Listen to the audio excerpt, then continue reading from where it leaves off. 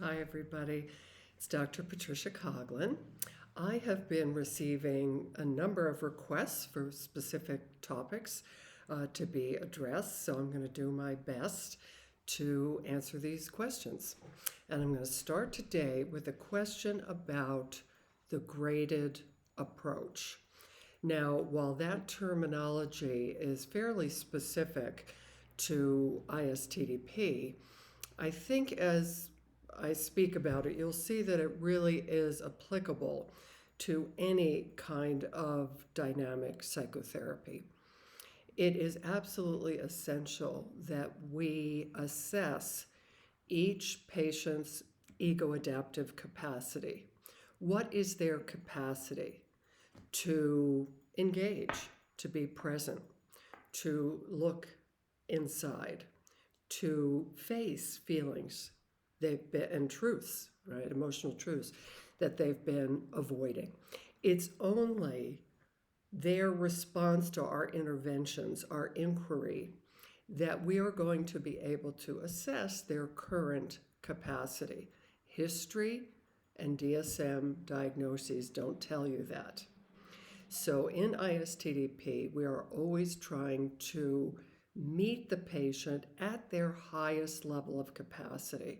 We're wanting to engage with and form an alliance with the healthy part of the patient, with their healthy strivings, right, to engage in the process and get well. And then we're going to be assessing, right, where are the areas of weakness so that we can build capacity where it might be weak or missing. And this is really what the graded approach is designed to do. It's an ego building strategy so that we can strengthen the patient and that healthy part of them to face sort of the broken parts or what has been too difficult for them to face on their own previously. So let's take some examples here where we might be examining feelings towards someone in their current life who they have very mixed and ambivalent feelings toward. And as you ask them about those feelings, begin to point out and cast doubt on their typical defenses, we're going to see, do they have the capacity, right, to see those defenses, to turn on them, and to actually look at the feelings they've been avoiding. Research suggests that only a quarter to a third of the patients that we're seeing come in with that capacity, and they can do what we would call the standard approach, which is to really have an honest look at those feelings, wishes, and impulses in the transference or towards someone in the current, and then getting that breakthrough into the unconscious, linking to the person from the past who, for example, you have come to represent. So since only a quarter or a third of the patients come in with that capacity, how do we help them build that capacity? We're going to use this graded, gradual, stepwise approach so that if the person either gets overwhelmed with anxiety when we begin to look at those feelings, or they resort to defenses which get entrenched and would cause a resistance in the therapy, then we have to address those, right? So we're going to want to, instead of just pressing on and trying to get that breakthrough of feeling when the person is indicating that they don't have the capacity to do that, right, in a safe way, then we're going to help them either down-regulate anxiety that's gotten too high. So if they say, oh my God, I'm getting dizzy, what were we talking about? I forget. That's letting you know they're over their anxiety threshold and they're going to need some help. They're going to need this graded approach. And in the case of high anxiety, first of all, we have to help them lower that anxiety.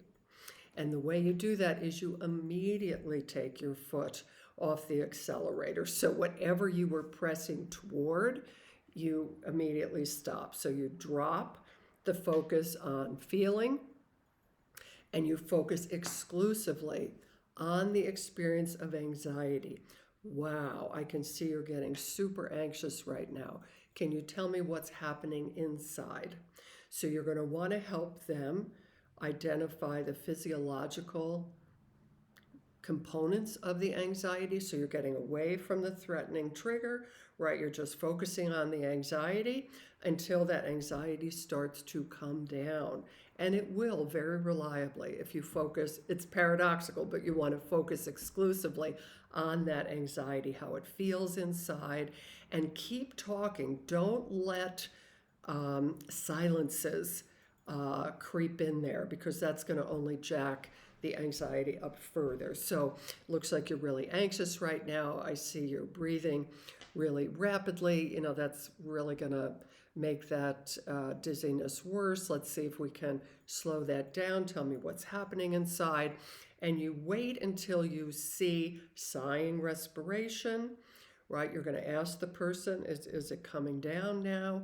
And you're going to wait for some kind of signal that they're kind of back, right? So the sighing respiration, their cognition clearing up, and them asking, geez, that was weird.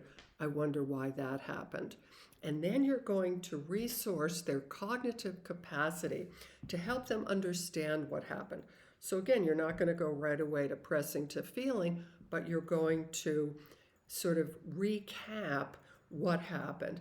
It was just as we were looking at your anger towards your son that you got so anxious, right? You couldn't even think straight. So it really suggests you're afraid to face those feelings. Do you see that?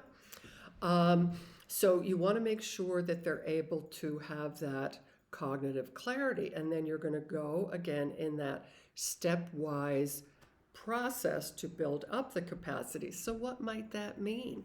So if it's too anxiety provoking to face feelings toward the son, say someone who they love, or it's too anxiety provoking to face it towards you in the room, you're going to use very intentionally someone who's less ambivalently held, less important. I've seen some really fabulous breakthroughs with like complete strangers. I was thinking of one where, and initially this was someone I was supervising. I thought, what are you doing that for? Right. But it ended up being really, really important. So they had tried to look at feelings toward, family members. It was too anxiety provoking. And so the therapist sort of recapped and went back to what the presenting complaints were, and this person was having panic attacks on the highway. So he started to explore that in more detail.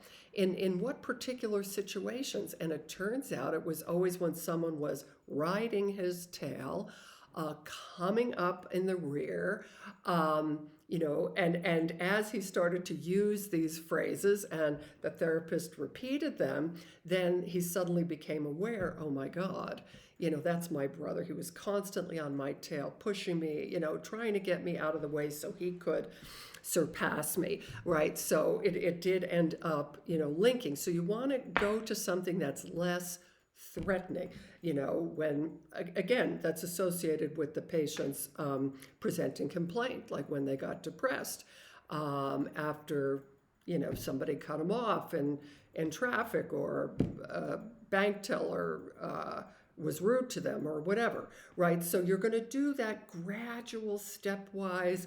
Or another example was, I was just reviewing a tape in which a patient had, instead of high anxiety, really went to these rigidly held defenses that were very much getting in the way. And she was argumentative and really kind of defiant. And so we were just getting into all kinds of tussles around that. So I said to myself, let's back off, stop the pressure, again, connect with her healthy strivings and be more encouraging rather than challenging, which is another thing I think that's very helpful with people who have some lower capacity. And so we started to look at what was happening between the two of us, because something was getting enacted, right? Rather than feel what she was feeling toward me, she was kind of acting it out. And so we did, get some agreement about that. And we started to look at her feeling toward me, but I did it in very we might call it kind of a loose way. Yeah, what might happen, well, we might get into an argument, and then what would happen if that escalated? Like, I wasn't pressuring her to feel all these feelings because that made her anxious, and then she'd go to defense. So, and at one point, so she started to respond to that. And at one point she said, yeah, I mean, it would, escalate, it would probably get physical. And she said, but I'm really detached.